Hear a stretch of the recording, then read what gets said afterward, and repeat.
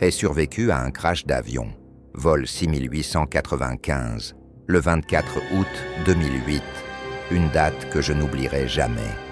Vol 6895 de Iran, Aseman Airlines. Nous n'avons jamais atteint notre destination. Mais j'ai survécu au crash. Et voici mon histoire. C'était un vol tout à fait normal. Nous avons décollé tôt le matin à Bichkek. J'étais assis près du hublot. À côté de moi, une jeune fille, peut-être 17 ou 18 ans. Au début, elle ne disait rien, mais quand les turbulences se sont aggravées, elle a commencé à pleurer doucement. Ses mains tremblaient.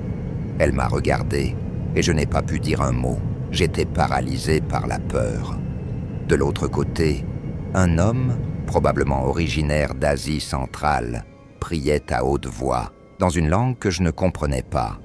Il y avait des cris, des enfants pleuraient.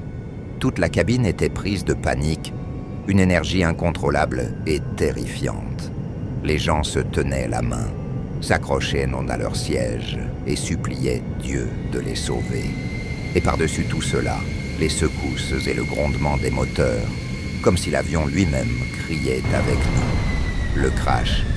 Je ne me souviens pas du moment exact, mais je me suis réveillé dans les décombres. L'avion était complètement détruit. De la fumée, du métal, des cadavres. J'étais encore attaché, en sang et en état de choc. La fille à côté de moi n'a pas survécu. Je l'ai cherchée, mais elle était déjà morte. Cela m'a brisé de l'intérieur. J'ai rampé à travers le métal tordu. Mon corps tremblait, mais j'ai continué à avancer. L'odeur de carburant brûlé était partout. J'ai entendu quelqu'un crier à l'aide et je l'ai aidé à sortir des décombres. Le sauvetage. Des heures plus tard, les équipes de secours sont arrivées. J'avais des brûlures, des os cassés et des cauchemars qui me hantent encore aujourd'hui. J'ai survécu. 68 personnes. Non, je porte ce fardeau chaque jour. Si tu vois ceci, apprécie ta vie. Serre ta famille dans tes bras.